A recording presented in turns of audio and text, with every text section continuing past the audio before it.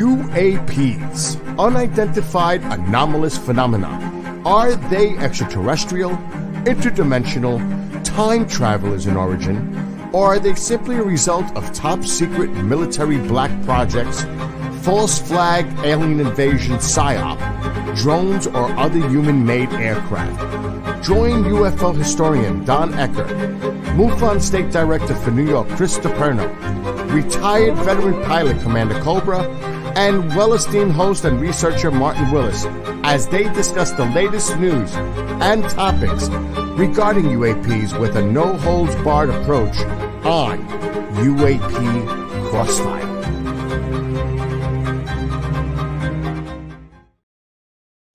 Hello and welcome to the greatest audience on the planet. Welcome to UAP Crossfire on KGB, listen to me, KGRA Radio DB. KGB. Bit fired up tonight, folks. A bit fired up. I'm telling you, the pre-show, the warm-up was worthy of being its own show. Look at my two co-hosts. Now, no, before the ugly rumors started, we have not ransomed off Martin. Martin is going to be a little bit late, and Martin has an important catch-up with us when he gets in. He was down in Maryland. South Carolina. He addressed a group of astronomers, and on the very subject we're going to touch tonight. But as always, I'd like to bring out the co-host, Martin Willis, of course, who's not quite here yet. He should be dropping in interdimensionally very, very soon. Chris DiPerno up in upstate New York. Don Ecker, our man out on the West Coast, sometimes known as the left coast. He says he doesn't like it out there, but he seems to be pretty happy. Just quick comment. No, we're not going there right now. And of course, Commander Cobra out of the great territory of Maine. I like the weather usually. Very hot. There's going to be a lot of raw meat tonight. There's just no doubt about it.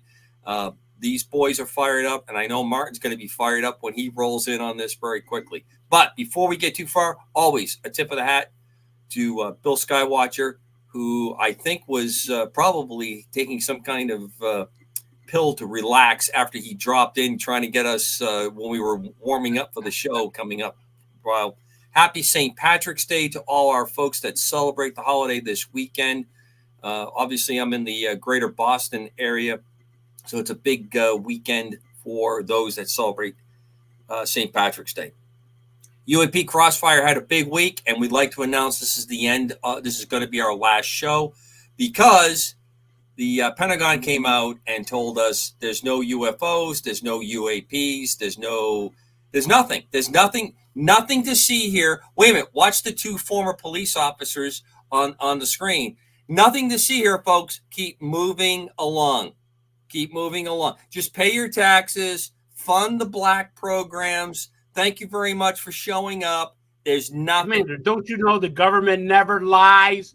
Somebody lies. We're going to get to that. Thank you very much, Officer DiPerno, for bringing it up, because that's an important point that's going to feature prominently this evening. Another big point, folks, those that are listening on the show. If you would like copies of the articles or copies of, say, Don Ecker's paper, my handle email for this show is Commander Cobra, KGRADB@gmail. If you drop me, and some of you have, we've had some nice conversations, I will send back any of the links to the articles that we're going to be, that we were prepping this week coming into it. So it's been a very big week. Before we dive in, I want to have a quick couple words with each one of the gentlemen. Mr. DiPerno, Chris, how was your week? Besides coming down here and reading my notes and trying to unbalance me before the start of the show. The man is an intel mastermind. How was your week? My week was great, Commander. And listen, I'll tell you, the Buffalo weather has been fantastic. 68 degrees, not a drop of snow on the ground, a little bit of rain. I'm all for climate change, because if this is climate change, I love it. Satan has moved out of Buffalo. Got it. Got the point. Don I understand Ecker, you got to Colorado. Decker, man, how are you? I'm here, Commander. I am here. Physically, I am here. Emotionally? That's a little touchier. I tried to tell you okay, right before we cut away. But my wife had an optometrist appointment today. So she called me up and she said, "Hey, honey," she said, "you're doing a show tonight. You're not going to be able to cook. I don't feel like it. Why don't I pick up some pizza?" And I said, "Hey, that's a great idea. Where are you going to go?" Well, Pizza Hut has a deal. Okay, buy one, get one free, one topping, blah, blah, blah. I thought I'd stop by there on the way home. I said, "Sure." So she gets back to the house, she walks in, and I can tell by her expression, all did not go well. And I said, "What happened, hon?" She said, "You're not going to believe it." And I said, "Well, I probably will." She said, "I went in there and I ordered the buy one, get one free. And they said, you can't do that, only if you do it online." And I said, "What, they wouldn't do it because you physically came into their store and they wouldn't do that?" "No." So she bought a medium pizza. And I said, "Honey, why did you do that?" She said, "Well," she said, "I was there anyway. And I looked at it. It was a medium pizza, a little thing. Okay. Well, how much did they charge you?" $23. And I said, "Okay, that's it. No more. No more. DiGiorno from here on out. That's it." I'm a big fan of the Walmart frozen pizzas, and we make them up here. Well, anyway, that's how I am. So there you Okay, go. well, if you're getting emotionally upset over pizza, I am simpatico with you. I understand the situation. I really do. Yes, yes. Yeah, there's nothing like eating cardboard. That's listen, it's one of the most perfect foods, and when it doesn't go right, and you're really prepared for it. Now, how did her eye visit go? Was that all good? Oh yeah, yeah. That was good. Excellent. Well, speaking of eyes, one last thing. Don, this is a set of glasses you won't be getting, but Okay. Chris Soprano, Skywatcher, Martin, who I will probably be doing the show co-located with him next week if all works out. I'll be getting your Eclipse glasses. These are ISO approved, Medical King for the big event that's coming up on the Eclipse. Well, gentlemen, Thank you so much. You're welcome in advance. We had a big week, and I'm going to open it up very quickly. Here is my premise. Who's lying? Is Grouch lying? Are the whistleblowers that went in front of Congress and put their hand up and swore and gave testimony? Or is the Pentagon report lying? And is the NASA report, which I just read today, that said, well, I believe that there's life in the universe, but I just don't see anything behind this UAP thing. Now, there's a lot of things in play here. And for the audience, there's a lot of folks that are going to read in on this. We had the Pentagon report, the NASA report that was released. It's in direct contact. And I'm going to say, and I will repeat this when Martin is here, and this is no disrespect to previous guests that we've had on the show, but I didn't hear anything out of the Senate today. I didn't hear anything out of the House of Representatives today concerning the conflict in testimony that has been presented and reports that have come out. And I'm curious about that. I want to know why they're not upset that folks have come up, made these statements, and then this part has come out. Now, obviously, okay. Before you go anymore, I got to Go say ahead. something. This is burning in me, Deuce. Is it like the pizza? Is it burning like the pizza, or is this worse? Much oh, worse. this is not good. Okay, I got some water to put it out. We got three veterans here. We got Chris Soprano, a veteran of the United States Marine Corps. We got Commander Cobra, a veteran of the Coast Guard, and if I'm not mistaken, Deuce, the Air Force. Is that That is correct? correct. Correct. Okay. I was U.S. Army. Now, very short, very, very concise story. When I went into the military in '69, I took my test. I scored extremely high. Now, you got to remember what was happening then. The Vietnam War was at its height. Richard Nixon had been elected president, took the office. Okay. Anti-war demonstrations everywhere. The country was in a meltdown. Not quite as bad as today, but it was in a meltdown. I go into the recruiters, and the guy said, well, Mr. Ecker, he said, I've got something here I want to propose to you. And I said, okay. He said, because originally I had signed up, I wanted to be a chopper pilot. That was my initial, that's what I wanted to do. He said, how would you like to go to West Point? And I said, excuse me? He said, yes. He said, the Army has opened this up. He said, we need cadets to go into West Point. He said, basically, this is what you'd be doing. You'd have, now I had already had a year of college. He said there would be 4 years at the academy with a 5-year commitment on active duty. And to be honest, at that time, and this is what I told him, I said, look, I came down to the United States Army to enlist to get away from school. Make a long story short, I turned it down. So the other day, I go up online like I normally do, scanning news reports, and I see one that made my stomach turn, involving West Point.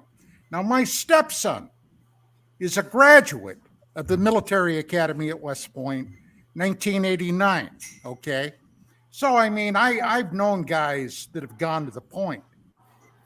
They have deleted from their mission statement the phrase duty, honor, country. Right. Okay. And they replaced it with adhering to Army values.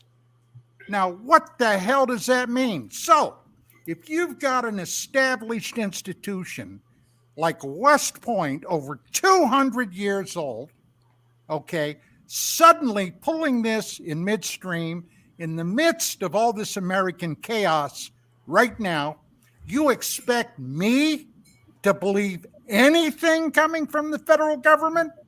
Kiss my ass.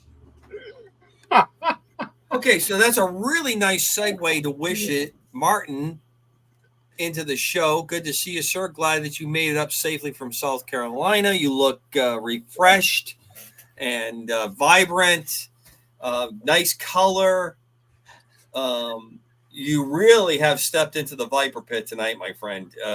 The pre-show you would have enjoyed immensely if you had heard the just absolute. No, he wouldn't have. Yeah, he would have. He would have. He would have appreciated it. This is he was a park ranger. He knows how to handle disgruntled, crazy people in the park, and we were definitely disgruntled, crazy people in the park of ideas. How was your trip up, Martin? Real quick. Just got in. Everything was fine. It was no trouble on the way up. The way down was a little, long, but the way up, everything went fine, and it gave me It was a good chance for me to read through the entire AARO report, all 45 pages and 8 pages of footnotes. And yeah, I'm glad you did it because you didn't hear the announcement because you weren't here for the opening of the show. This is our last show because the Pentagon has come out and said there's nothing to UAPs, there's nothing to UFOs. It's all figment of our imagination. Don had somewhat of a expletive kind of reaction to that, but we knew that you would be, wanting to, join us on our very last show because the subject has now been solved. It's all over. Hey, you know who's flying high? I'm telling you, they're really flying high right now. Stephen Greenstreet and Mick West. They are just ecstatic. So good for them. Excellent. I've been telling you since 2018, everybody. See? And then someone remarked below, well, you don't take pilot testimony, but you'll take Kirkpatrick's testimony. Is that what I'm hearing here? Yes. Yeah. So, but anyway, well, we're gonna jump to you in a second because we want to get a field report about how your presentation went down in South Carolina. Oh yeah, the audience is interested to hear that. But Chris, where are you on all this today? Besides, lifting the notes. I have never seen the show. I got to tell you something. I have never seen the U.S. government. I can't even say it with a straight face. I can't believe that the U.S. government would ever lie to us. I mean, so obviously, it's true. I'll just read you this. Arrow found no evidence that any USG, that's United States government investigation, academic sponsored research, or official review panel has confirmed that any sightings of a UAP represented extraterrestrial technology. All investigative efforts on all levels of classification conclude that most sightings were ordinary objects, phenomenon, and the results of misidentification. So we're a bunch of pork chops. Duty, honor, people country. Yeah, and including other countries. So we're all a bunch of pork chops because one guy says there's no such thing as extraterrestrials, but we got hundreds of people who have seen these things do remarkable things in the air. We've had people who claim, military people, that they've seen them. Commercial airline pilots have seen them. The list goes on. Cops, everybody, and they're all lying because the U.S. government says there's nothing to see. Okay, so now that Martin is with us, let me propose the point that I want you to ponder before we bring Martin in to get a quick field report, and then we'll dive into this first question I want to throw out to you, gentlemen. Who's lying? Somebody is fibbing. Grouch and the other whistleblowers, or the Pentagon report, Fitzpatrick and other folks that are saying there's nothing to see here. Now, what you missed, Martin, was because we have two sworn law officers, and you were in the park ranger business. I'm sure the three of you are used to saying nothing to see here. Please keep moving along. Okay? That's kind of the impression I want from each of you after we get Martin's take. Where are we? Who's lying? I'm going to say this before we jump into it. I am going to show a couple of my cards. If there was any doubt that Grouch and the rest of the whistleblowers were onto something, all doubt should be removed after this week. You should be able to believe them with 100% certainty that something is afoot. I don't think we're going to get disclosure anytime soon. I think all those things that we've talked about up to this point, but this is a pivotal week because there was a choice. Devil on one shoulder, angel on the other. Uncle Sam, what are you going to do? Pentagon, what are you going to do? Are you going to say this? There's some substance here. There's some things that are here and work it out. Or are you going to go full absolute psycho op and just say, nope, nothing to see here, folks. Who are you going to believe? Your lying eyes or me? The great Groucho Marx lives on. He just happens to be a 4-star flag officer with a group of people working for him now. And there's probably more to that metaphor than we all like to care. But let us take a quick aside. Martin, excited to hear about because we had a little talk before you were going down and you were preparing for this, and these reports came out and they had a direct impact on what you were going to do in your presentation. Take us away to South Carolina and what you were up to. Audience is itching to know. Oh man, you got to come off hot mic. We're going to get you a job at the Pentagon if you don't come off hot mic. You're right about that. Thank you.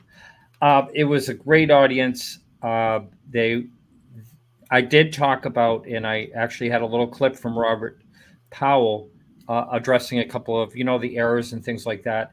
And also he makes a really good point, which I'll introduce later, but it was a packed house. People stayed all the way to the end. The Q&A was fantastic. It wasn't just astronomers. It was opened up to the community basically down there. So all kinds of people came in, and it was like I said, they were there right to the end. And also a few people talked about some encounters. One of them involved on Cape Cod, driving to Brewster, and her car stalled. When the thing came over them, they were kind of chasing it. The thing went out to the ocean, came back, and when it went near their car, all of a sudden a new car stalled. and I love that, and so, but it was really a great interactive audience. I was thrilled. I was so glad that I made it, and at the exact same time, I had a show, pre-recorded show play. So they both started at 7 o'clock on Tuesday, and it went till 9 o'clock, and it was fantastic. And I did bring up the AARO report, and they could have cared less about it. Really, they just wanted to know what I knew about UFOs. They didn't really care what the government said. Like a couple people said, "Oh yeah, it doesn't look too good" and all that. But I addressed it and moved on and had a great discussion. And yeah, it's too bad that as many people weren't paying attention to all the breakthroughs that we've had in this. It seems like a lot of people were paying attention to this report. It seems like it made a lot of news compared to other things. Not maybe not the DC hearing, but it's still. And now, Commander, are you going through and you're going to ask everyone for their opinion on who's lying, that type of thing, and all that? Yes. Yeah. Yeah. If you want to start off, you can. Well, reading through the report, I actually buy it 100%. I think it's totally legitimate, and let's move on. So last no. So this is the last show. There it is. Yeah, There's the last word and the last show. I don't know what we're going to talk about for the next hour and 30 minutes. Well, I want to be fair because, reading through it all, I will say that there were a number of things that they said that were important things when it comes to like the nukes and about some of the rumors of the craft being reverse engineered, that they have to gather more detailed information before they comment on it. There were a couple of things like that. So it wasn't all like poo-poo to everything. And I think that's what they should do. They should really investigate it thoroughly. It looks like they did some pretty thorough investigating on some things, but then there was a lot of factual errors. I'm sure you all know that. Dates and things like that, shapes of crafts and things like that. But I will bring up what Robert Powell said because I thought it was a very good point. When you're saying that there's no evidence of extraterrestrials, you need to show what you are basing that on. You can't just say there's no evidence. And it's just, he likened it to like when they're looking for exoplanets. Oh, well, there's dimming of the star as it goes around. So that's how we know it's an exoplanet. He said they're not laying out any what is evidence that there is extraterrestrials or not extraterrestrials. So he says it's not real science. And, I have to agree. That's right. They don't really address any of that. So that's my take overall. It's like I just wish more people would, not, read between the lines and realize this is, how many times has this happened in the past where there is, yes, something's going on. No, there's not. Yes, there is. No, there's not. The back and forth. I guess we're pretty used to it. It's a yo-yo, the UFO yo-yo effect. You make a very fair point, Martin, about the positive things that are there. What really pisses me off about this report is that they knew when they put the headline out the way they did what this was going to do. And again, there's no explanation of who is in conflict with Congress. This report reflects untold billions that have been spent in the investigation of these craft.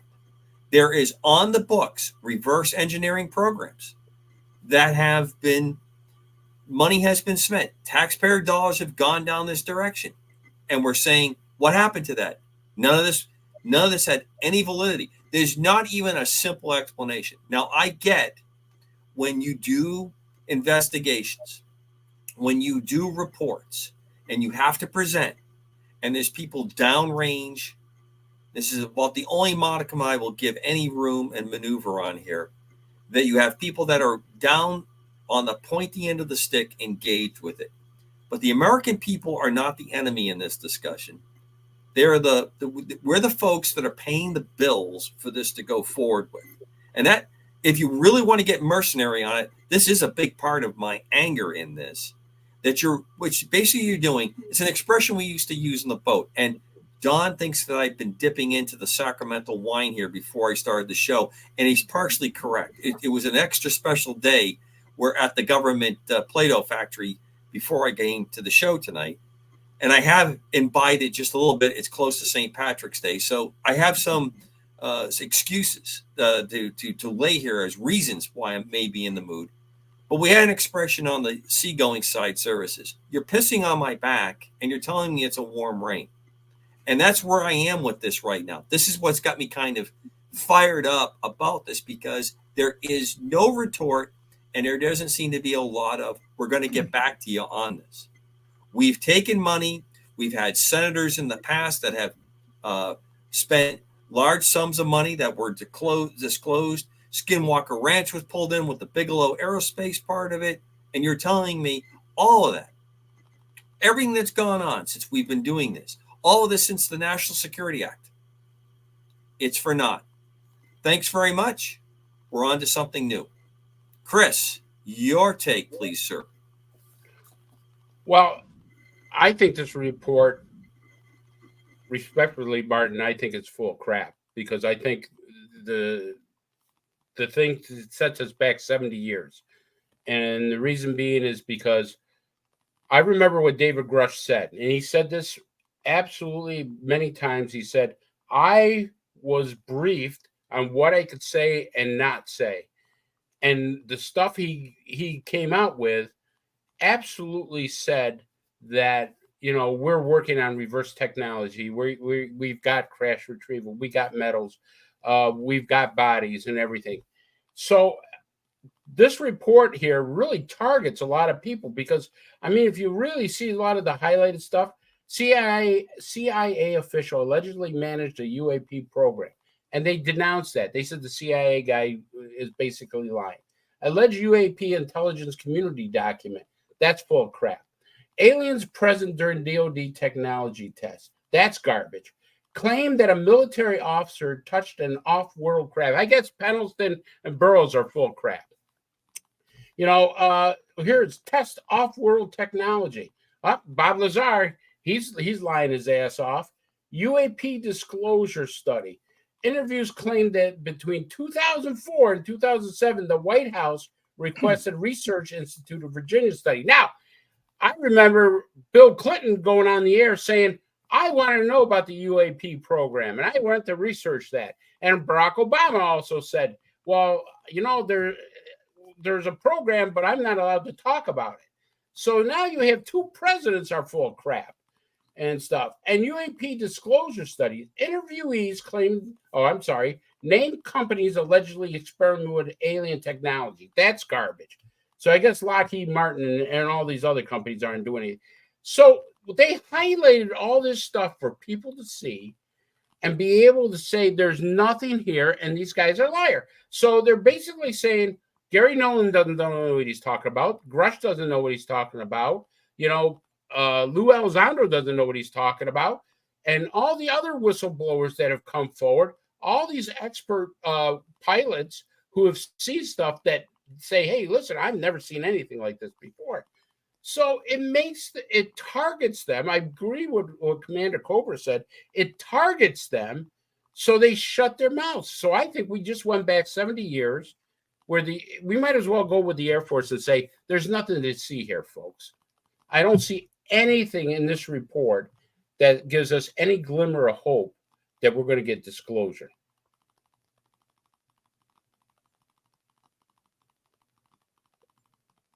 Don, what do you say, sir? Okay. Seatbelts, harnesses, gentlemen. Two things initially. All right. In my disclosure paper, I talked about the concept of a core secret at the very heart of the UFO conundrum. It is something so sensitive that when it was probably discovered about 1947 or in that time frame, the same time that the powers that be stripped the Army Air Corps away from the Army and made it the U.S. Air Force, the same time that out of the ether came the Central Intelligence Agency, and the exact same time the National Security Act was signed into law. That is when the fix was in. If you don't have a need to know, if you are not on the so-called bigot list, you're never going to know. And this is what I tried to tell Danny Sheehan, okay, when he was on the show a week ago. Now, 57 years ago, in 1967, the University of Colorado accepted the program of the Edward Condon UFO inquiry, now today known as the Condon Committee report. Now, there's a hell of a lot there. It's been, number one, 57 years ago. How many people listening to my voice even know who the hell Edward Condon was? All right. But he was a physicist, had a peripheral job with the Manhattan Project. But in the early 50s, after Dwight Eisenhower became the president and Richard M. Nixon became the vice president, a series of hearings were held in Congress because there was great fear of communist infiltration into the American political process and everything else. Okay?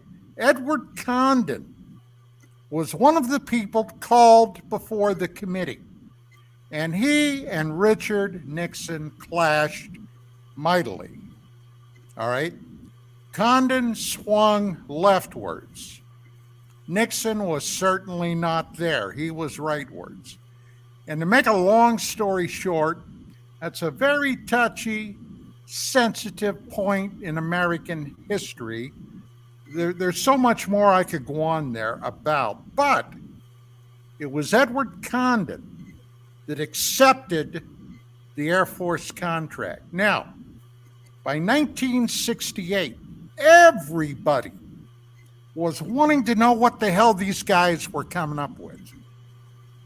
And a few oopses within the Condon Committee happened.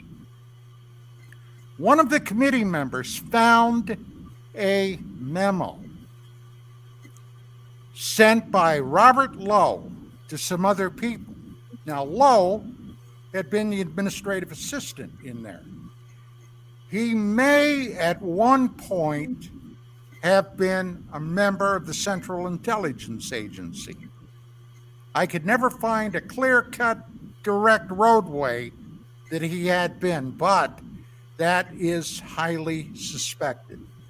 Now, we all know that it was the CIA, okay, among others, including the U.S. Air Force, that for years had been trying to put the kibosh on the whole UFO question, okay?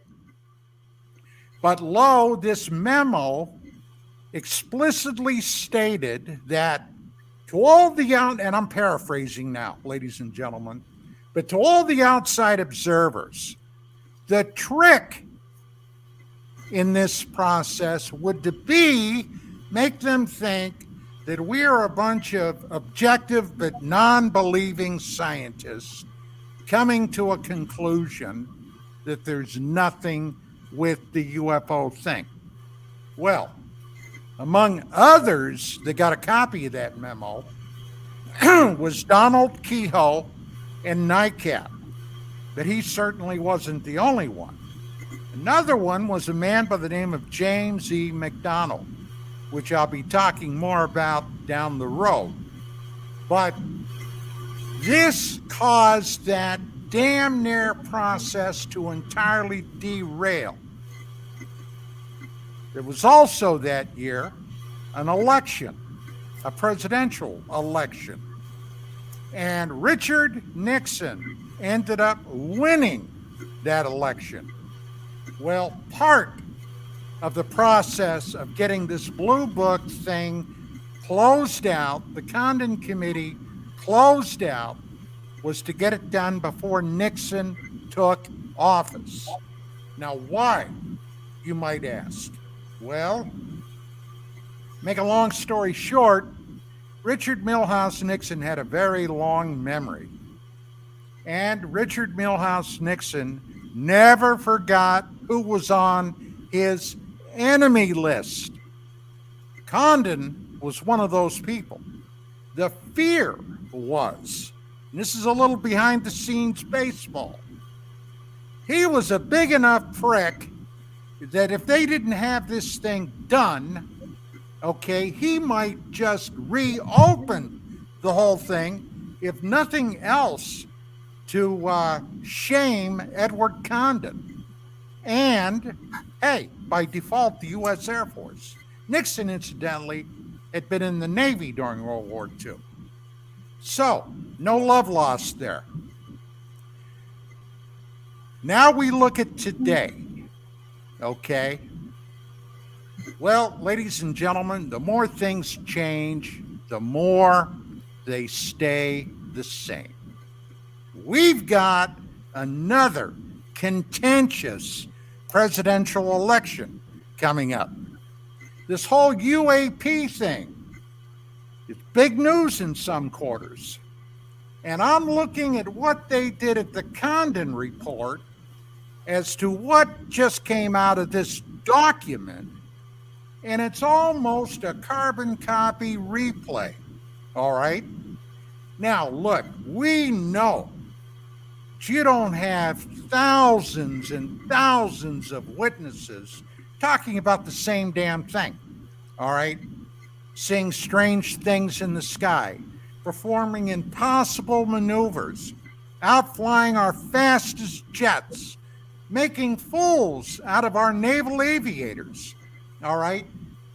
Flying into and interfering with nuclear weapons storage, all right? This is something that, well, you just can't brush this away. But what they are counting on, and this has been a truism since day one with UFOs. They're counting on the passage of time because most people, all right, get hooked up in the very next news cycle and they forget this. I mean, hell, you go out and you find a bunch of kids today, all right, in their teens and ask them, why is September 11th, 2001 important? Or, hey, by the way, why are there 50 stars on the American flag? Or, how many stars are on the American flag? Hell, even Barack Obama said 57. Okay, so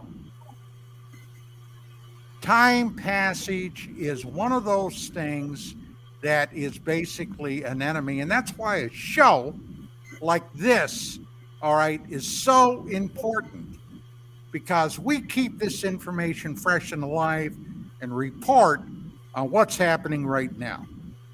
Don, one quick insert that I want to throw in there. For years, I've heard the legendary story that President Nixon, who was great friends with Jackie Gleason was a huge UFO enthusiast, if not outward researcher, had a very impressive library, if stories that I have heard are anywhere close to true. And that President Nixon revealed to him the existence of UFOs. You brought up Nixon. I think you're, and we are going to circle back to Dr. McDonald, that's an important part towards the end of the show, so folks need to hang tight for that. What's your thoughts on that, about Nixon, this possible UFO connection? Two things. Number one, about 25 years ago, back in those days at UFO Magazine, I was doing an exceedingly large amount of television appearances. And I had been called down to MSNBC to do it might have been around the date of the Roswell anniversary, but at any rate, I met one of Jackie Gleason's ex-wives. And she was on there, and the subject, of course, was something to do with the UFO thing. But like I said, I did so many of those damn things, I don't remember exactly what it was. But after the interview, I talked to her, and I asked her about this because I had heard about this. And she said, oh, yeah.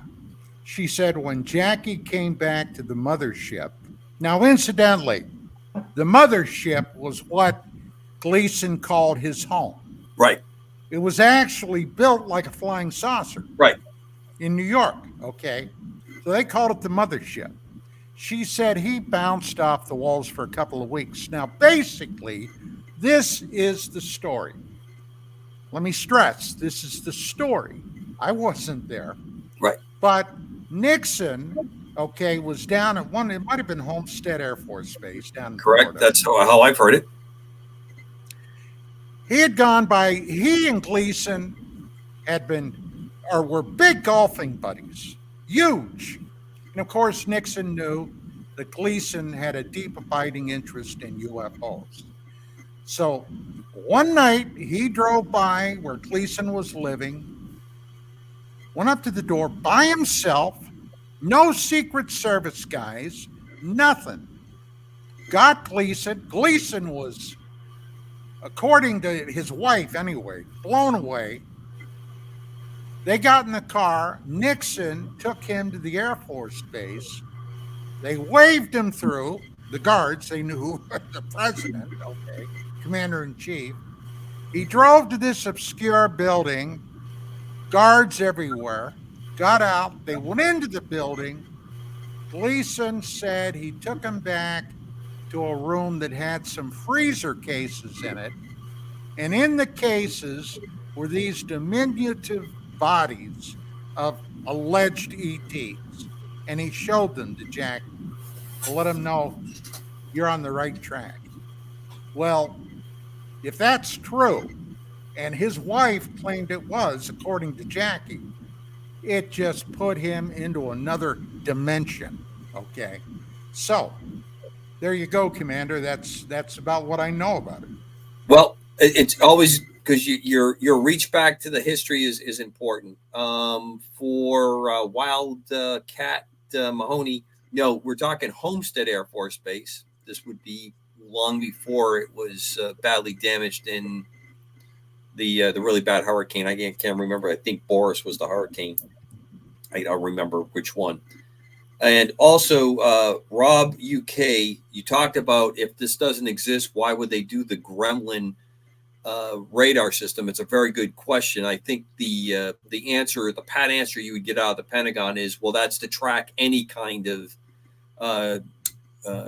UAS drone type activity. That's why we do it. And quite honestly, it's just more money to spend as well. I'm not saying that the system doesn't have value, but it does add to conflict.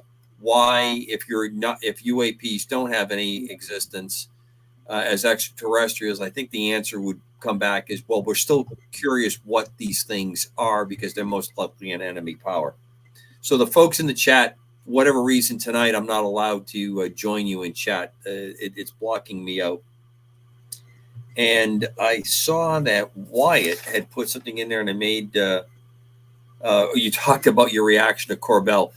He doesn't think very highly of Corbell, Don. I think he agrees with you that Corbell was a bit of not a team player, so to speak. So, gentlemen, big week.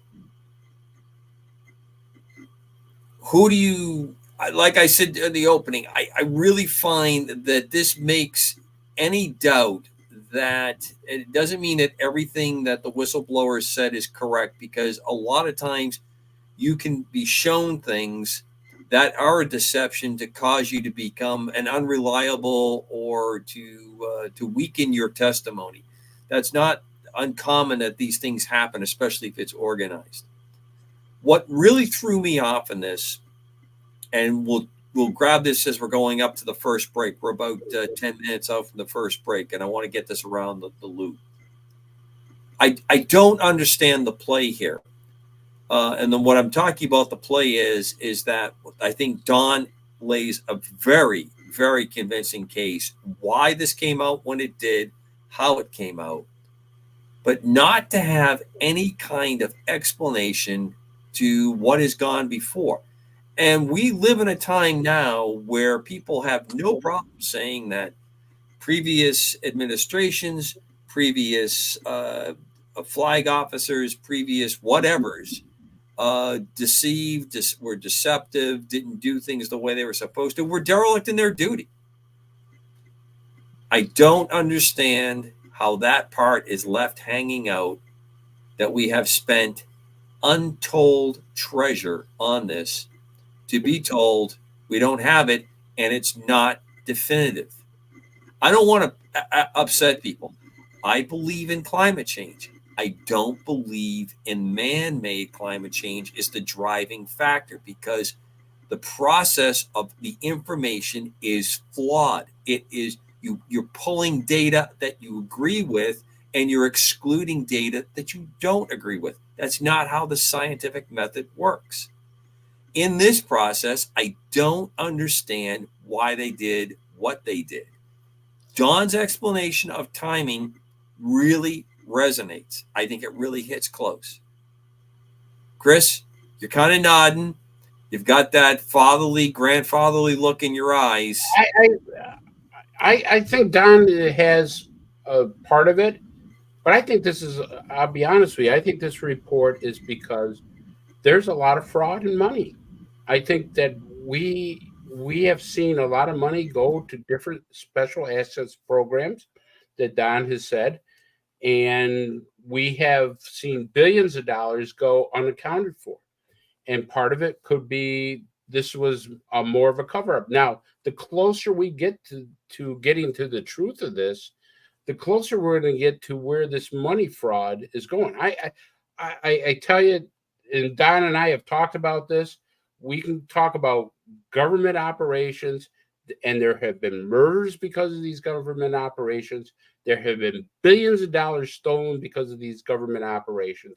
And I don't think ufology is any different.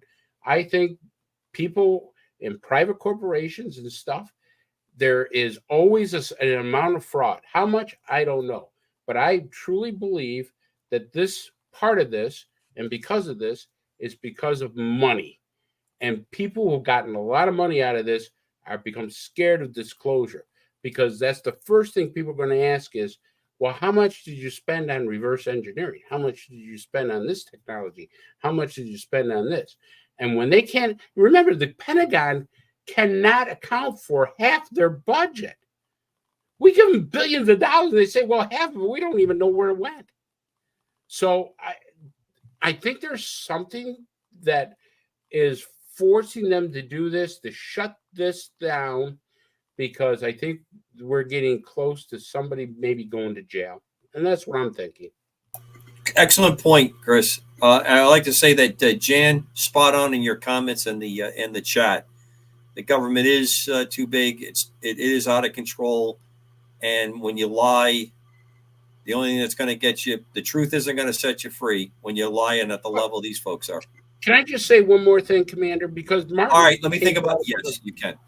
I just want real quick. I want to just say that Martin brought up about, the government trying to keep things open. And they're smart about this because they say, Arrow interviewed approximately 30 people who have claimed to have insight about alleged U.S. government involvement in off-world technology exploration and possible knowledge of UAP that have allegedly disrupted U.S. nuclear facilities.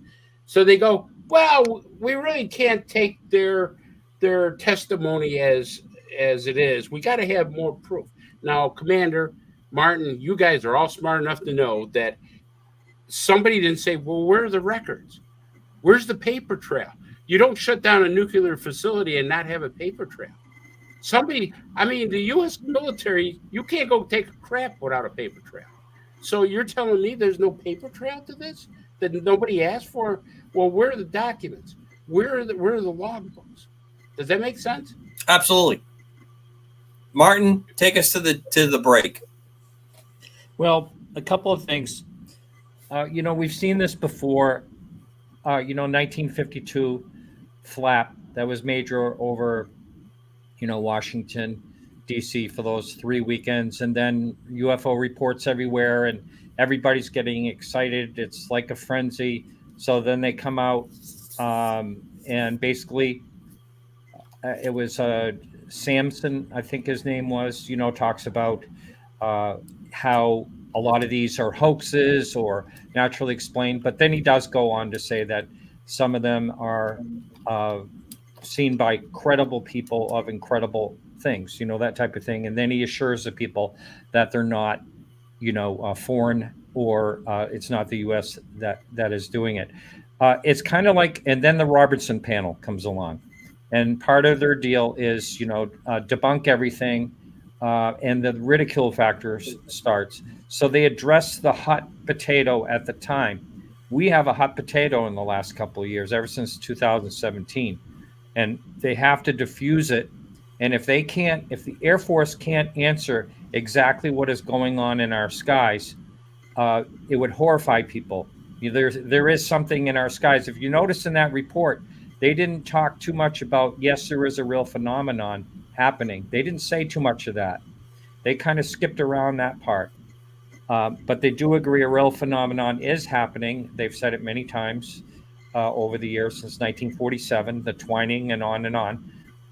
So what I'm getting at is I think this is just kind of diffusing it, kind of like, okay, everybody, nothing to see here, calm down. You don't need to get Congress involved, and all that. And I think that's what it's all about. That's my general feeling. Okay, I hear you and I agree, but what I'm not seeing is the lash up that matches that. You're correct. Since 17 and what occurred with Commander Fravor and the battle group, kind of being the rip of the lid coming up a little bit and having this forefront, and he's in my opinion, he's an impeachable witness. I mean, there's nothing you can point to, and then all the subsequent activity around that, the Princeton guys that I interviewed, where folks showed up and all the tapes, all the data was removed. What has me concerned, what's driving me a little bit nuts here, is we're not giving an explanation to what's going on. Now, there has been a couple of these little lines that come out. We don't know. It's not extraterrestrial. We don't know. Which is concerning, because if you're telling me it's not something greater than the sum of what we're dealing with, that means one of our potential enemies has an incredible leverage over us. And countries that are hostile to us right now are convinced everything that's going on over their skies is from us or people that are allied with us. So all they've done, in my mind, is ratchet up the tension level on this, while at the same time not answering what I consider still the big issue at hand. There is nothing in the report that says how they counter what is going on with the people that testified under oath in front of Congress. It doesn't answer why different parts of the Senate and House of Representatives have made this an issue. The Pentagon, which is subservient to that branch of government, subservient to civilians, citizens actually, doesn't have an explanation, a clear answer to give to what is possibly being said. And what I'm saying is, you don't have to come out and tell me that these people are lying, but you do need to point out they are in conflict and their conclusions are not the same that we have drawn because of this. And there's not any part of an example. It doesn't match up. Can I make one other quick point? Yeah. One of the things that Kirkpatrick says in this report basically is that the gimbal most likely is a jet at a distance. And, Mick West has been saying that same thing forever. But one thing they're totally discounting and not even bringing up, if you listen to the recording, look at all of them. Look at all of them. So it's not just a single plane. They were seeing a whole bunch of them. So that's just a flaw that I just realized just a few minutes ago. So I thought I'd bring that up. It wouldn't surprise me. I'm not nearly as convinced on the gimbal, only because it looks like technology to me that would be a swarm of man-made UAS type systems, unmanned aerial systems. But at that altitude, oh yeah, and not surprised. And again, I'm obviously fall in the minority in this, but when I look at these things, I look at everything is interconnected. I do not see anything that happens as independent events. One vibration in the pond affects other waves that are coming out, and they join together or they null each other out. And I'm convinced of that across the spectrum, and I'm convinced on that. That's why I was a little bit disappointed that I couldn't get Danny to see that there was a possibility of a trend when we talked with him last week. But we're coming up to a break in 1 minute. Don, take us out for the last minute. Any thoughts as we close out on this part of the show? Yeah, I think quite basically is that this is a rerun, an absolute rerun of the same dog and pony show we saw with the Condon Committee and the ending of Blue Book. Okay, it just took a few years to get back to it, but here we are, full circle. And hey, look, I mean, anybody with a half ounce of gray matter between their ears knows there's something going on here, a hell of a lot bigger than what these guys at the Pentagon are trying to tamp down. It just ain't going to wash, fellas. UAP Crossfire, we're at our break. Please stay with us for the second half of the show. And thank you to the greatest audience on the planet. And thank you for your comments in the chat. We will be reading those and discussing it. See you on the flip side.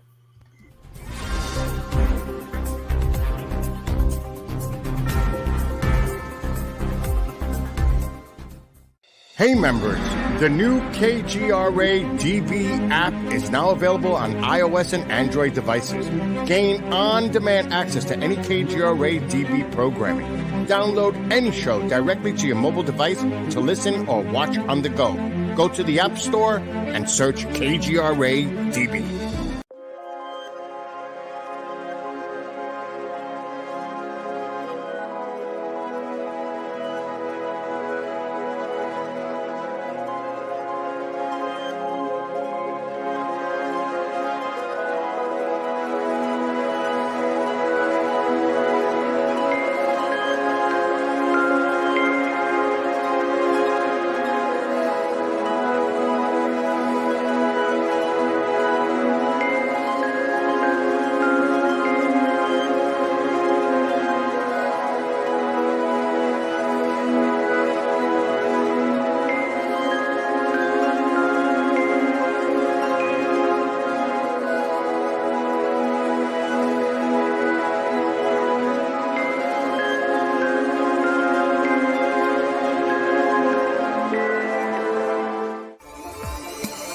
You're listening to the KGRA Digital Broadcasting Network.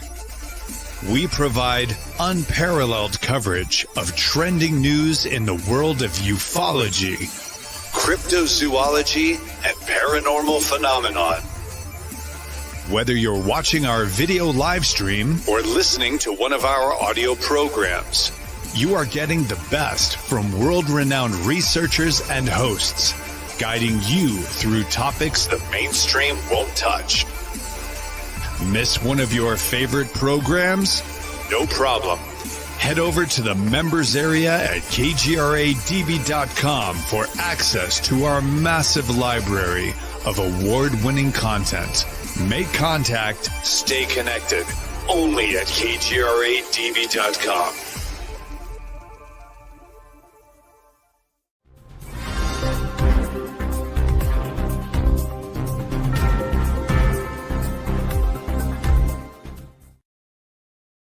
Welcome back to UAP Crossfire with my co-host, Kristen Prano Martin. and Don Ecker. I want to jump right in to a quick remark that was put to me directly. Why I, someone who's served in the military, have such distrust of the government. How could I? They seem to think that I'm in conflict. That would be Mr. Avery and William Runner. So, yeah, I do have a great deal of problem with it because, number one, I took an oath to the Constitution, and I don't believe we're following the Constitution. There's lots of talk about democracy. We're not in a democracy. We have a constitutional republic. Democracy says that the majority rules. A constitutional republic says you follow a set of rules. The Constitution set out limits on the government, and the government is encroaching on my liberty. That's number one. Number two, I put the uniform on because there was nothing more important to me in my formative years and growing up than to be a military aviator. I have been blessed with some of the greatest opportunities because of this, what this country is. I love this country, and I still put my heart and soul into it. I work as a contractor for the Department of Defense, traveling to wonderful parts of the world where people are something less than excited to see U.S. personnel at, because I want to stand with the folks that are still on the pointy end of the stick. When I test aircraft, and I still do some of that kind of work now, or test systems, that's what I'm about. So I don't do it because I dislike the government. I stand here because, A, I believe in the Constitution, and I don't like things that are happening. And this is one of many issues. How this UAP, UFO, how this event is gone. And if anybody has heard me speak in the past or in shows, there are areas where I will never disclose what goes on. And there's other areas where I will have you in tears of laughter of the foolishness that went on. My playbook until the Cold War was over was very much Mad Magazine Spy versus Spy. It was all great fun, and we're all running around doing that, but we believed in what we're doing. But it's for the folks that are still in uniform. That's really where it comes down to. So hopefully I'm making it clear to everyone to understand why I am in the mood that I'm at. We have billions of dollars that are going into many directions, but we do not have enough people flying hours. We have ships that are not able to go to sea. We do not have enough people making quota to join the military because they're concerned about what's going on. There's countless issues. And just because I abrogated some of my civil rights when I put the uniform on, I am no longer in uniform. So now I have a more free speech program to present why I am very upset when the government, which is a reflection of us, simply that, is not in check. That is the big difference. Hopefully I've made sense. You guys all know, if you ever want to go one-on-one with me and you want more detail, be more than happy for folks to contact me. Commander Cobra, written out, kgradb@gmail, and I'll gladly answer it. Do you believe they would test top secret aircraft in general training areas? Yes. That has happened, Wildcat. Sometimes it's by accident. Sometimes it's on assessment. I'm in the minority with a lot of, especially with some of the hosts, but I am convinced that Tic Tac was our technology. Where it came from, I'm not certain on, and it was purposely brought into. Martin disagrees, but it was purposely brought to assess and to see how it would work against a battle group in a situation where they were preparing to go on a deployment. And it was a fairly safe, exception for the possibility of a midair. It was very safe because the weapons were held back. They're not carrying weapons, not carrying live rounds when they do that because of the fact that they're in a training scenario. So that happens. And there are other places where things have gone awry. Experimentation with troops and LSD, and the troops didn't know what they were being given to see if they could make better soldiers and better activity. The release of bio-type weapons to see how they would go through in urban areas. And that was actually done on civilian populace in large parts of the United States, large urban areas, to see how communicable diseases would move. This was in the 70s, 60s, and 70s. So we do these things. That's precisely why I get pissed off, and you hear anger in my voice when the government gets out of check and does this, or simply says we have spent billions that we can't properly account for, and we have nothing to show for it. And on top of that, you have no right to ask us. Bullshit. Chris, I'll throw it to you. I'm kind of curious at one thing that they said here, and I'd like to get everybody's opinion about this. They go, one named program was a UAP related prospective special access program called Kona Blue that was proposed to the Department of Homeland Security. Now, I will tell you, Department of Homeland Security are not intelligence officers. They don't do intelligence work. What they do is they refer it to the FBI. So that's kind of interesting is what they're saying there. Supported by individuals who believe the U.S. government was hiding off-world technology, the program was never approved by DHS, and its supporters never provided evidence to support their claims. Now, in 2021, without sufficient justification, the scope of an IC-controlled access program was expanded to protect UAP reverse engineering. This program never recovered or reverse engineered any UAP or extraterrestrial spacecraft. This IC program was disestablished due to the lack of merit. Now, wait a minute. They kind of contradict themselves in this statement because you wouldn't make a program. You won't make a program unless you got something there. You don't ask for logistics. So Chris, let me give you what the cover is going to be on this. Here's the cover. We have reverse engineering programs for other countries' technology as they have it for us. When we recover stuff from a battlefield, when we get an aircraft, when someone defects, computers, weapons, there are reverse engineering programs. That's going to be the answer they're going to try to explain here. It doesn't What they say in this report, though, doesn't make sense, though, Commander. No, I agree with you. And this is where I think money's involved, because I see this and I go, oh, wait a minute, you've been reverse engineering all this other stuff. You're talking about this. Now, all of a sudden, it doesn't exist. They contradict themselves, but they contradict themselves a lot in these reports. Martin, you're approaching the screen. What do you got? I was just relaxing. One of the good points that, Robert Powell said when I interviewed him quickly the other day was that, what was it, July 2022, Arrow was formed. I believe it had a different name at that time, but I can't remember. The names just seem to keep changing on everything. But he said, so the 18 months, he's been researching deeply in a scientific manner the UFO problem for 17 years. A lot of people he knows, like Don's been looking at it for 35 years, whatever. A lot of people have been looking at it, fairly deeply and dedicating a lot of hours. So they come out with this report after looking at it for 18 months. And how can you get anywhere in such a short time, really? I mean, that makes a lot of sense to me. And also, the people that were involved, there weren't really, I don't know exactly how many people were involved in this. They did gather a lot of information. It doesn't seem like a lot of really deep information to me, though. It just seems like it was put together.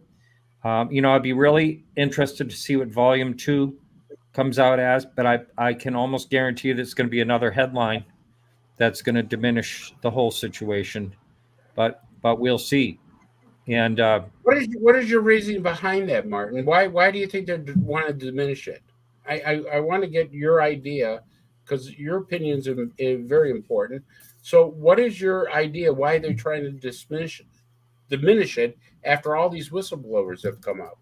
I just think it, like I said, before, it's a hot potato right now, and it's like there's a lot of there's a lot of people like trying to get to the bottom of it, And if they can't explain exactly what these things are, because I don't think they know the full picture, I don't think anybody does. And I just think that they feel it's a threat because the Air Force can't say that it can protect our skies, or the Navy or anyone else in the sky can protect us. So this is why I think that I don't think we're going to have disclosure easily at all. You know, maybe what I've heard the term forced disclosure possibly, but I don't think that they can't explain. I mean, all right, say all of a sudden they said, okay, this has been happening. We really do think this and that and all that stuff. They have a lot of splaining to do, you know, for all the lies they have told previously. But 1 out of 3 people believe in UFOs right now. I mean, why is this? We've already called them a threat. Admirals, everybody else have called them a threat. Why is it so scary now? All of a sudden now, today, it's so scary when this has been going on for years. I'm sorry to cut you off, Commander. No. You're making a really good point. I just think that it seems like it's coming right to the surface. You know, you have Congress involved, you have, you know, the Senate involved, and there's bipartisan push to get to the answer. They've never had that before, so it's like really, you know, it's like a dangerous point, a tipping point, I think, and I think that's why all this is happening. I think that's why that came out the way it did. So let me use this metaphor on you both, all of you. Tyrants like to ride around on tigers, and right now, I think the entire American populace is very much the tiger. And tyrants enjoy riding around on tigers because it gives them a lot of power. But they're also very fearful that if they ever get off the tiger, it's going to eat them. And I think we are in that situation now. There's so many things going on in parallel to this particular discussion.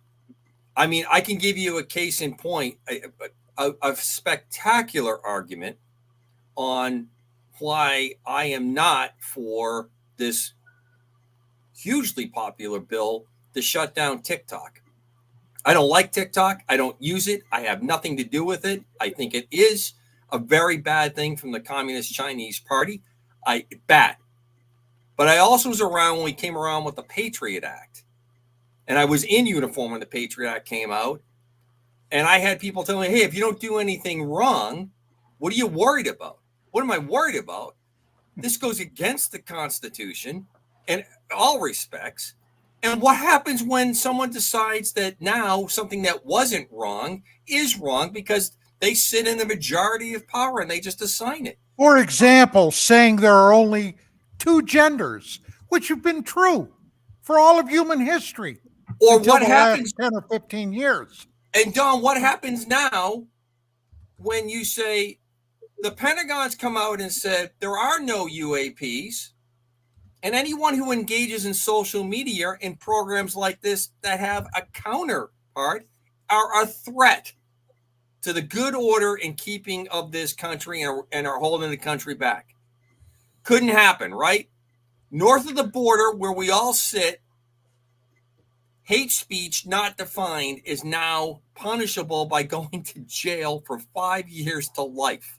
What did King Leonidas of the city-state of Sparta tell the Persian envoy when the Persian demanded he hand over his weapons? What's for dinner? Come and get them. So, Don, go ahead, Chris.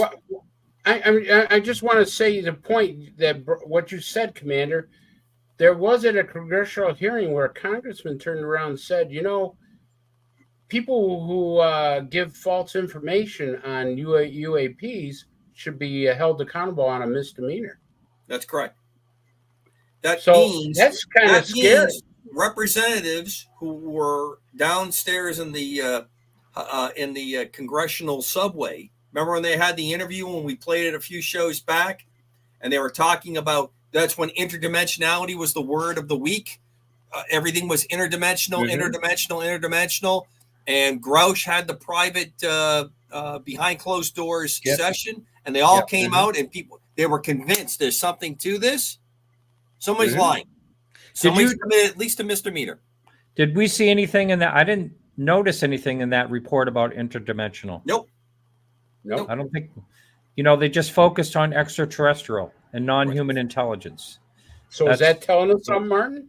What's that? Is that telling us something? Maybe they're pulling a wool over our eyes and saying maybe it's not extraterrestrial, maybe it's interdimensional, but we're not going to talk about that. Well, there's something else to look at. Now, back in the 60s, all right, it was just we Americans in the Soviet Union that were striving to get to outer space, to get to the moon, okay? Just the two of us, the Russians and us. Today, 55, 6, 7, 8 years later, it's a whole different ballgame. The Japanese, the Indians, the Chinese, okay, the former Soviets, the Russians, us. A lot of them went to the moon. Now, for you guys that are aware that I had over 20 really long years in researching lunar phenomenon. Hey, I'll be very upfront. I believe personally, this is just me, okay, that there is at least an extraterrestrial presence on the far side of the moon, the side we never see. But the Chinese went there. The Russians, even the Israelis are sending up spaceships. None of them have given us any photographs of anything strange. None of them have talked about seeing anything strange. Hell, even Buzz Aldrin on the original trip on Apollo 11 talked about being trailed by an unidentified flying object while they were going to the moon. Hell, they made a movie out of it. Okay? Now, isn't it strange that none of these other countries, and a lot of them are not friends of ours, would not have said something that would put all this American government stuff to rest? No, not really. Because I am convinced, and I'm certainly not the only one, that among the very upper top echelon of governments around the world, at least ones that can get out there, have probably an informal, if not an officially formal, agreement to keep quiet about this. What do you gentlemen say? I think you're right, Don.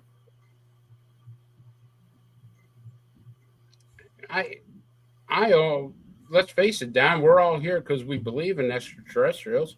And so do we believe that there could be bases on the moon? Yeah, you're absolutely right. There probably is. There's probably bases, extraterrestrial bases on a lot of planets. There's probably our own ships up there. Because remember, the Germans developed fission technology in 1938. They were able to split the atom. Two physicists, and a woman who's a chemist. They were able to split the atom in 1938. So they had the idea of making atomic work. So I cannot believe since 1938 until 1980, we didn't develop that. So we know about fusion technology because they're starting to come out with it now. Well, if they came out with it now, we probably had it years ago, and we've developed, crafts that probably can do amazing things. And I agree with Commander. I think the Tic Tac is ours. I think we do have ships that can go to all around the universe. So, yeah. Is there bases there? We probably have a base there. I can't. I'm sure you're right, but one must be very, very careful of the disinformation that suffuses this entire field. I read an article the other day that proposed that currently, right now, at least the United States government, perhaps a consortium of governments have 3, not 1, not 2, but 3 interstellar ships currently in service, at least in this solar system. Possibility. You're talking about billions and billions of, I sound like Carl Sagan, billions and billions of dollars that have disappeared. Could this, in fact, be part of it? That secret space program that people have hypothesized and theorized about for a long time. Do you consider it conceivable that that could be true, or just more muddy water to stir up the pond? It might be a little bit of both, in my opinion. And one of the reasons that I come to the conclusion that I come to why we haven't accepted the advances, high costs set aside for a moment, the folks that are making money now are happy to continue with that system, and they're not ready to give that up. We have wars going on that no one wants to stop or try to stop the bloodshed. We are running economies by throwing more money, some of it which we really don't have, by printing it up under some pretty crazy economics to go forward on this, because it keeps the merry-go-round going. Yeah. Absolutely. I think the technology is out there to live a much better life for the entire planet than we have right now. This is what I'll go back to the climate change part. If you're telling me that what you're saying is true and I have to accept it, I'm not allowed to question your reasoning and what you're presenting.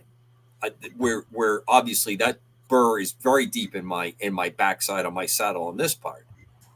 Then why are we allowing some countries to go absolutely reckless? Why are we allowing that? Why are we allowing them to go further?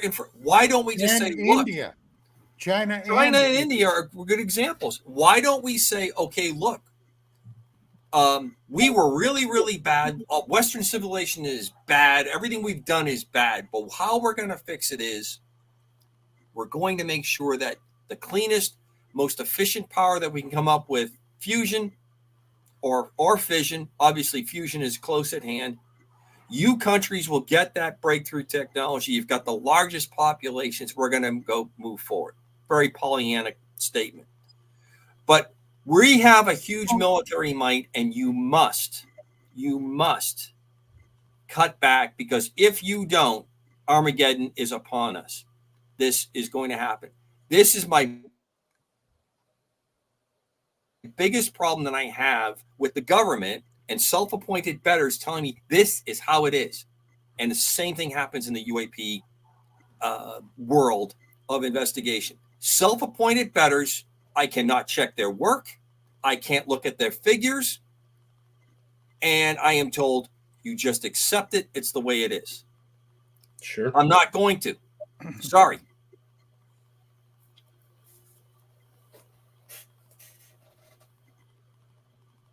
Scientific. Okay.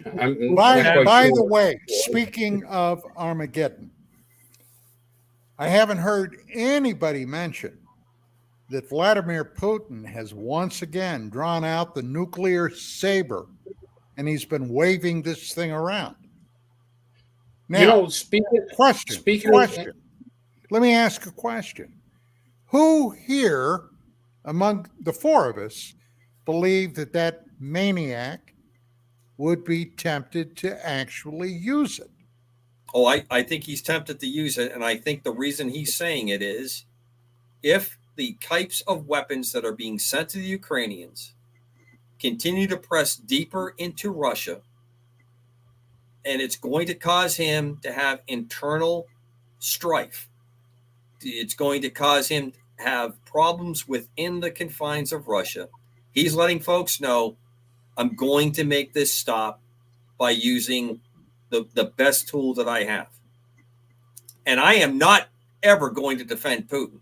I thought this guy was a shitbag back in the days when people were looking into his eyes and could see his soul and all this other crap that has come out of every administration since that has replaced Reagan. Reagan's the only guy that took these assholes to the wall, and now this is what we've ended up with this nonsense that's gone on.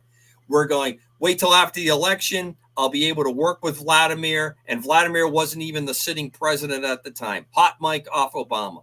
Bush with his nonsense of meeting with him and looking into his eyes and all this horseshit, all of it. Absolute horseshit. But this guy, you corner them a crazy sons rat, of bitches. you corner a crazy rat like this, and you've blown up Nord Stream the pipeline, the gas pipeline in there, and our fingerprints are all over that. This is what you end up with when you put them into that kind of a corner. I want to pivot just a little. You brought something up, Don, that I want to about atomic energy. It says in the report here, and this is so confusing. Along with these conventional technology research areas, the U.S. government started the Manhattan Project in 1942. This program operated in secrecy and led to the establishment of several secret cities across the United States to support the development of the nuclear bomb. So any misunderstanding stemming from the intense secrecy surrounding this and similar programs could have been misconstrued for other efforts, meaning UFOs. How can you equate an atomic bomb to a UFO? I mean, I'm glad you brought that up because it just clicked. You got an atomic bomb that takes out a city, and you got a UFO flying around. Where is the correlation to the two? I don't get this. I think Martin, can you help me with that? I think the metaphor or the attempt that's trying to be put there with the illusion is we have lots of things that have gone on in the secret for your betterment, for your safety, and you need to trust us. And sometimes you see things like a bunch of military vehicles going down the road, and you guys are crazies for asking the question, what's going on? Yeah, I think this whole report is crazy. That's my opinion of it. Well, I They know. even tell J. Allen Hynek. J. Allen Hynek turns around and says, "Hey, there's something to this project." But if you look in the report, they said that the UFO was purposely in J. Allen County.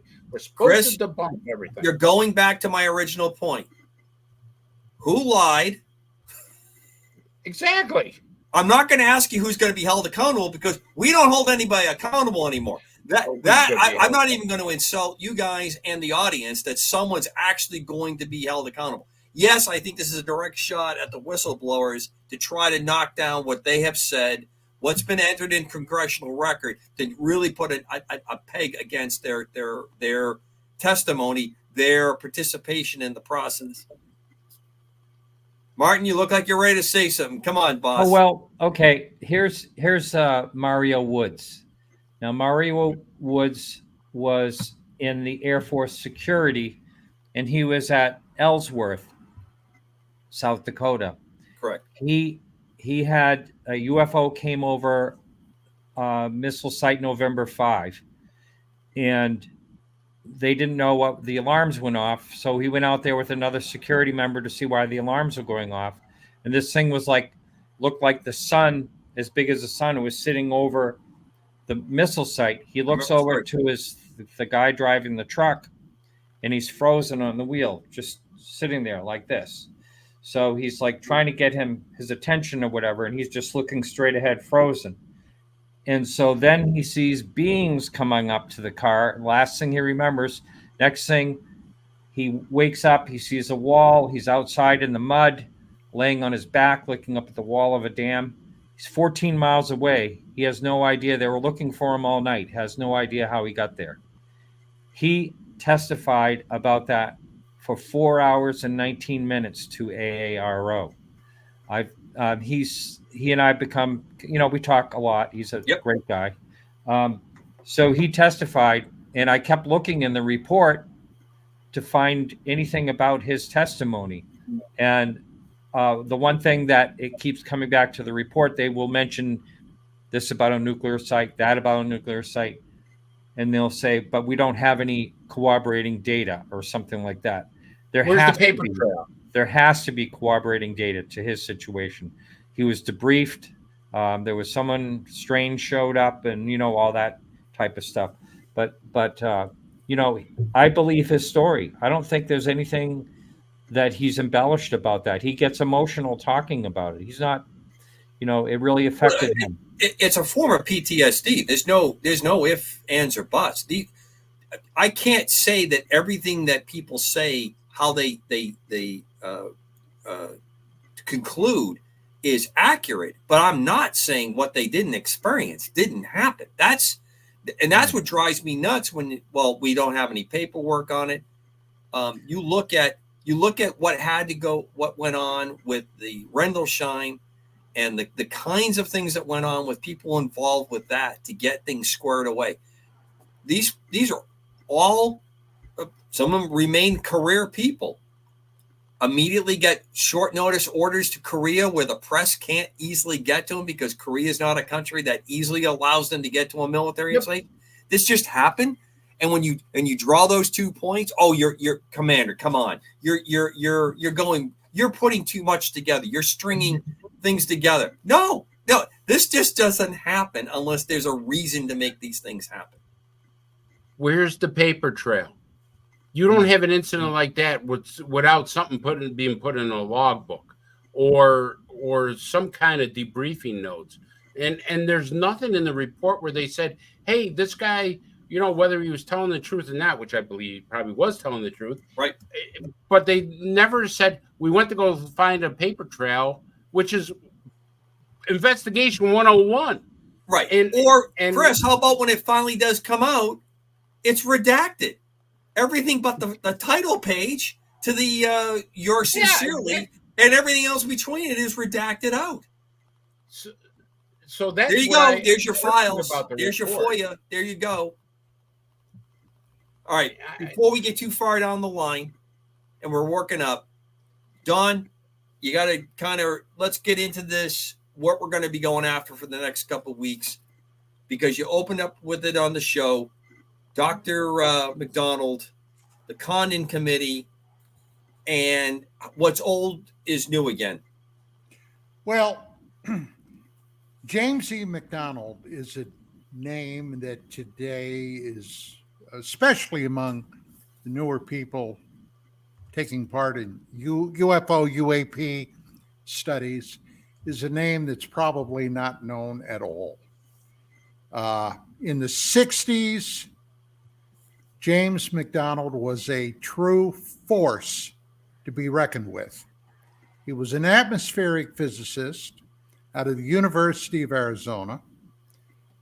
For whatever reason, he took an interest in the UFO phenomena. Okay, now at that time, there were organizations like NICAP, National Investigative Committee on Aerial Phenomenon, that in those days was headed up by Donald Keyhoe.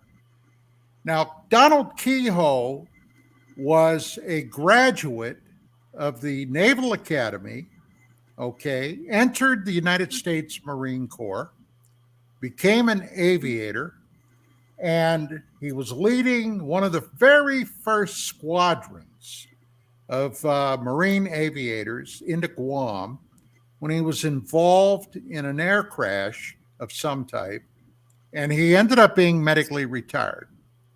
This was in the very early 30s. Well, he then started writing professionally on topics of aviation.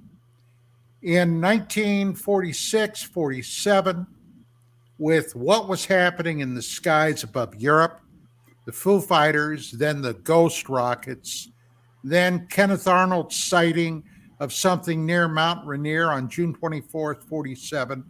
And a few days later, the infamous Roswell event happened. Keyhoe sat up and took notice.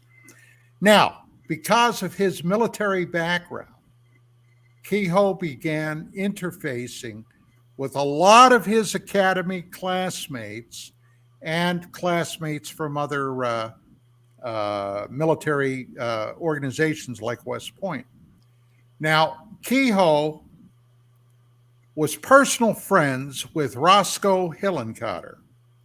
Now, if that's a name you're not familiar with, he was the first director of CIA, Central Intelligence.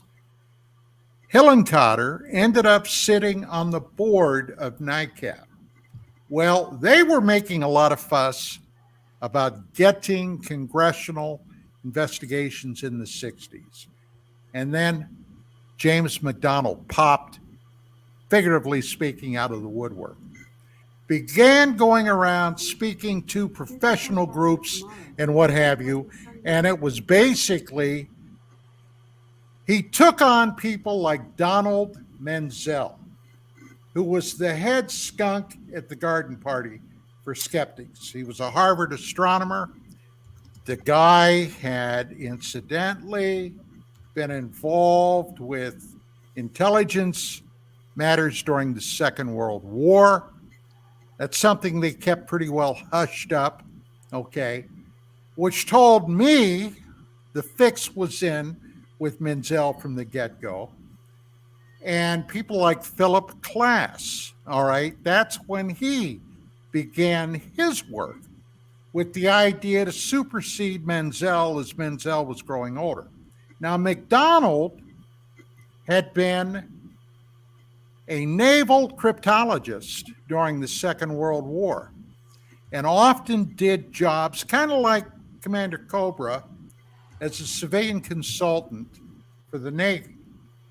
And he became such a thorn in the side of officialdom that he ultimately ended up was targeted. Now, I've got a lot of information about McDonald. He unfortunately, and I don't want to give away too much before the show, but he unfortunately ended up committing suicide in 1971.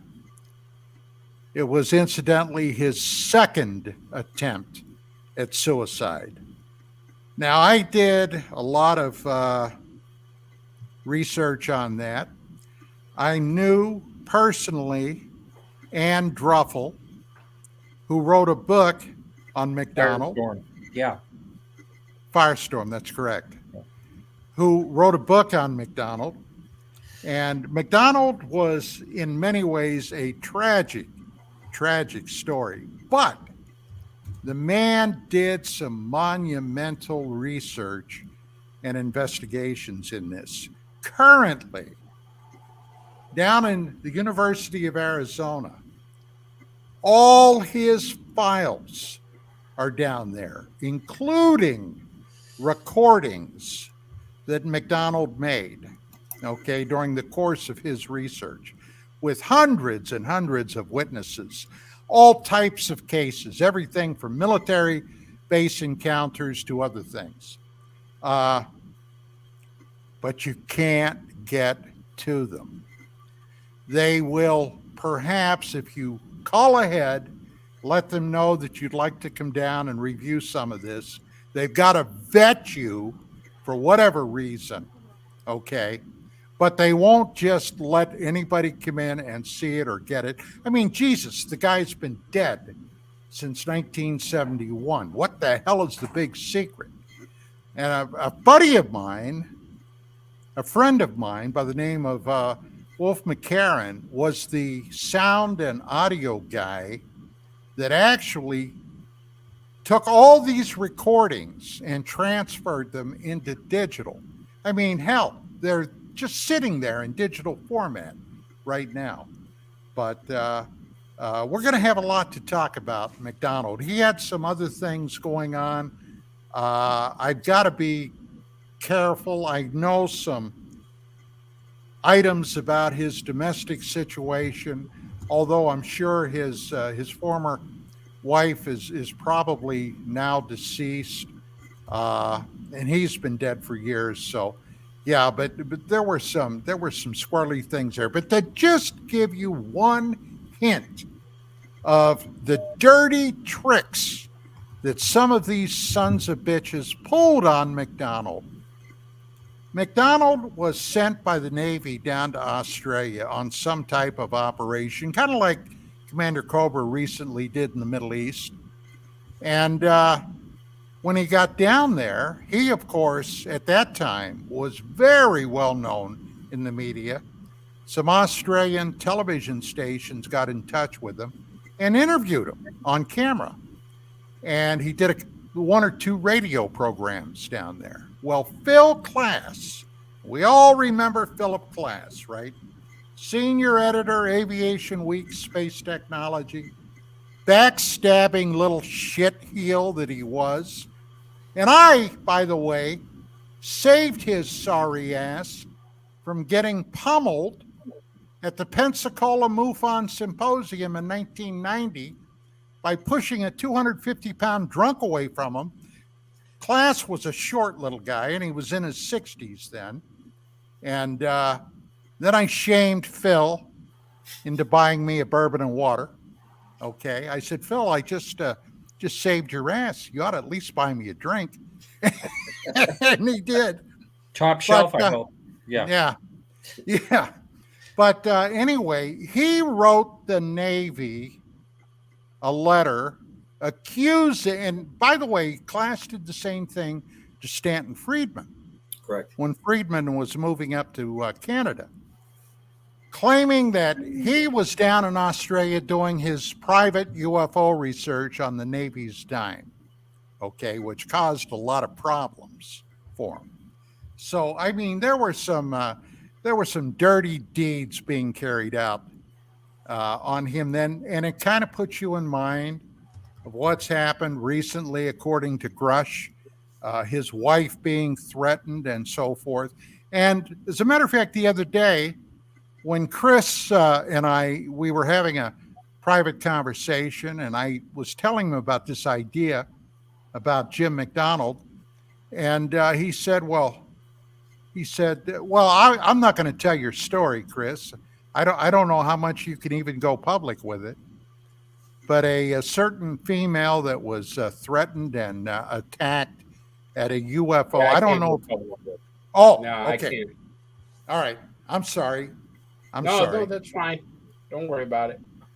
But there's a lot of strange things that are happening in ufology now, happening that I'm aware of certain things that I just can't talk about right now because I'm involved with it. But yeah, I can tell you that, we talked about Grush saying how people were murdered and stuff like that.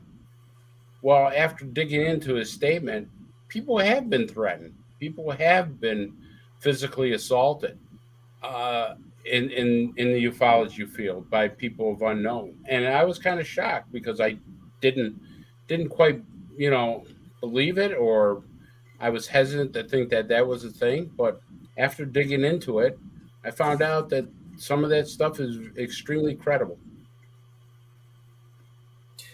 Chris, can you talk at all about what we talked about this week and some of the things that you're delving into in this latest investigative process you've started? Well, the one thing that I can talk about, and I talked about it with Don, is what they call the octopus murders. Yeah, Don I didn't want to say it unless you were ready to talk about that. Yeah, but I mean, I'm doing a lot of research because, and I think Don's theory is correct, that there's a UFO containment to the octopus murders, and that includes government cover-up, government illegally doing things, government lying, government using land to fund they made casinos and they made cigarette shops on Indian reservations to steal the money from the Native Americans in order to use it for black projects. And there's a whole documentary on it, and I was shocked. I'm trying to reach out to some of the detectives that worked on this, and after talking to Don says, you know what, Chris, there's a UFO containment to this, and maybe Don should explain that better because I didn't know until Don told me. Real quick, before you guys jump in, Mr. Bigfoot has just put a very important question into the chat that I just need to take a quick 30 seconds. Martin is supposed to ask me this. Martin, you didn't read it. So Popeye was a Coast Guardsman before he was a sailor. I will provide proof of this. I will provide documented evidence. I will do it by email. Bigfoot, just drop me an email. I'll be glad to send you all the links that prove this. Or you can be in line with Mac Maloney, who longtime friend who likes to play with me every now and then and tell me that he was a sailor just to spin me up. But I took my blood pressure medicine, and since Martin always gets the cool points for being so cool with the dark lighting, won't they be surprised next week, Martin, what's going to happen next week? But we don't want to give that away. We'll let next week unfold as next week unfolds. But Mr. Bigfoot, he was a Coast Guardsman. God bless the United States and the United States Coast Guard, a line that was uttered in one of his first cartoons. Do you know what they used to be called before they called Coast Guard? The Cutter Revenue Service or the Lifeboat Service? The Coast Guard. Oh, the Hooligan Navy? No. Puddle pilots? What? The lifesavers. What? Lifesaver. Hey, yeah, that please don't make fun of the Coast Guard. They always took fighting. Oh, my dad was in the Coast Guard wherever they had to go. So there was the Lighthouse Service, there was the Lifeboat Service, and the Cutter Revenue Service, and they were all and the Steamboat Inspection Service. They were all joined together, 1923, to form the United States Coast Guard under that one name. I'm going to tell you guys a real touching story. It'll be really nice. We need it tonight. My dad was on a rock and on a lighthouse. In a lighthouse, he was lonely, and he got very lonely, and he called the operator just for someone to talk to. And that's my mother. Oh, how sweet. I fell in love and got married, had babies. Yep. And you were one of the babies. I'm one of the babies. Yeah. Well, that's at least the cover story. That's at least the cover story, because have been some people in the past that thought you might be, extraterrestrial origin. Well, so yeah, there's that. Yeah. Okay, so getting back to the murders. Yes, we're back to the murders. We've had a touching story. We've taken care of the Popeye the Sailor Man being a Coast Guardsman, and now we're back to murder. And we're going to get back to nukes and Russian nuking us and all that. So I just wanted to put something soft in there tonight. Yeah, I wanted the UFO connection with the murders, because I mean that's something that Don has firsthand knowledge about. Well, there was a lot of denial in that report about that. A few days ago, probably sometime this past week, my wife's taste in evening television entertainment is different than mine. So we have a television in the bedroom, and we have one out here in the living room. So I didn't have the living room TV on, and I was wandering down to my office, and all of a sudden I heard this voice coming from her TV, and I popped my head in, and I said, "Honey, what are you watching?" And she said, "Oh my God, you gotta see this. Excuse me, you gotta see this." And I said, "What is it?" She said, "It's about the octopus murders." And I said, "Oh my God." We at UFO Magazine, when that was going on, were in the absolute middle of it. I was doing a major expose on the Wackenhut Security Corporation, who at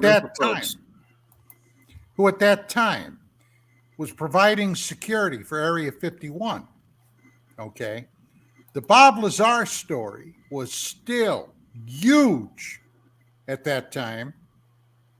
And people going out to basically, see what was going on. As a matter of fact, because of all the work we did on that story, and I'm going to tell you something about some of the players, but all the work that we did on that story, led to what the hell was the movie company when they were making Area ID4, Independence Day, 95, 96. We ended up doing a cover story on that. Everybody's seen that movie, right? And the original ID4. Huge movie. we were invited to be featured, Vicki and I were invited to be featured speakers at the dedication of Highway 375 to the ET Highway that runs past Area 51. But that I got a lot of pictures of that. That's a story for another day. But anyway, so all this is going on. I'm doing some real in-depth research. I knew several Native Americans that lived out at Cabazon. Okay. Matter of fact, they'd come over to our UFO magazine offices. We were doing a lot of in-depth stuff. I came across several names that I started doing some research on. Now, one of the names was a guy by the name of Robert Booth Nichols. Now, Nichols was a very shady guy.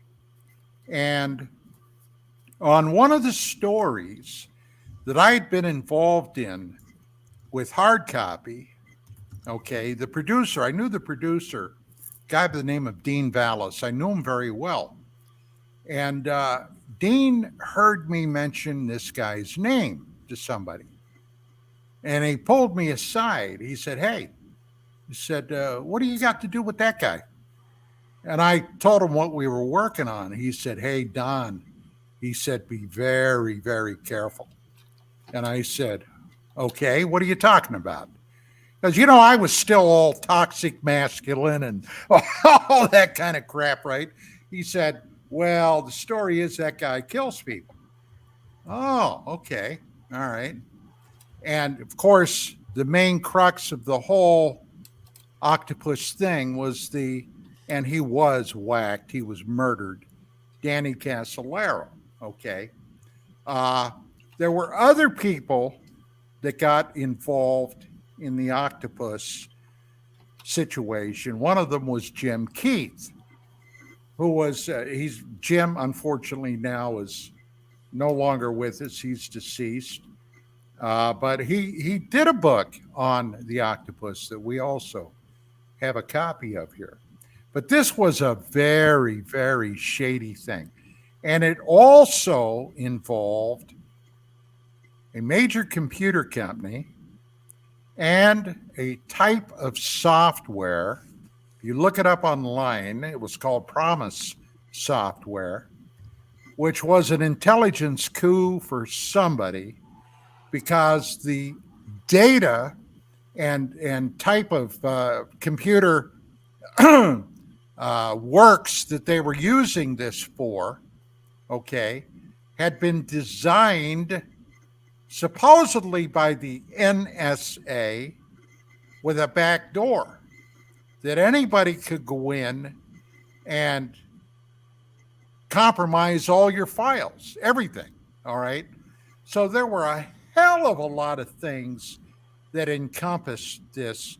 And when you talk about an octopus, this damn whole thing would have taken probably a crack team of 50 or 100 investigators to track down all of this. And what we managed to finally pull out at UFO Magazine, in many ways I regard as a miracle, because that damn thing just took us over for months and months and months. And it was one of those cases where, well, this is also, and I don't want to sound conspiratorial, but we were being surveilled, okay? They were surveilling us at UFO Magazine. My radio show then was being surveilled. The guests that I had on, one of them was involved in some way with these intelligence groups. That night that I had this guy on, we found people surveilling us out in the parking lot. The guy was sitting in, if you can believe this, a Ford Pinto, nondescript car, right? But he had like a half a dozen antennas on the top of his damn roof. And some of the people went over that were in my entourage, went over and surrounded his car and looked in. He had a huge 35 millimeter camera, all right, sitting on the seat beside him. He was taking notes, all right. He had a two-way radio of some kind. It was Don, a, I it think was the a safe clown show. explanation there is, Don, if you're going to be an avid amateur photographer and amateur radio enthusiast, you can and have all that gear, you could only afford a Pinto. Yeah, probably. I mean, I think that's the safe conclusion to draw there. Just remember, just because you are paranoid doesn't mean they're not after you. That's right. That's right. And you don't want the Pinto to get rear-ended. Never. No, you don't. You don't. No. It turned out this guy was a private investigator. And when I tell you who hired him, okay, I'm sure you won't be shocked. At the time, his license was out of date. Okay. I did a little checking through friends of mine, but he was hired by Lockheed, if you can believe that. Wow. To come down and watch us. A cutout, huh? I'm shocked. I'm Lieutenant Cedron in Casablanca. Shocked to find out there's gambling going on in that casino. And probably hookers too. Hookers. Wow, what a way to end the show. The lighthouse, happy lighthouse story has been enveloped in the dark fog around the lighthouse. That's Someone right. get on the phone and call the operator. We need the love connection. All right, gentlemen, we are pretty much up against it. We got about 30 seconds. Chris, Martin, Don, as always, my deep thanks for this week and preparing for the show and the phone calls and emails. As always, we're going to be to the greatest audience on the planet. Please join us over the next couple of weeks. We're going to dive deeper into the Dr. James McDonald story. There's a lot more to come on that. Don Ecker's going to be taking point on that because he has some great, great stuff. And this is a tragic but heroic story that needs to get some light cast upon it. And as always, I would like to wish a happy and very fun St. Patrick's Day to all the folks that do celebrate and partake and support it. And as always, as I like to pass out, many thanks to Skywatcher, our producer, who somehow manages to keep this band of bandits together and pointed in the right direction to get together for the show. Thank you all. God's peace that surpasses all understanding and knowledge. Next week, UAP Crossfire out.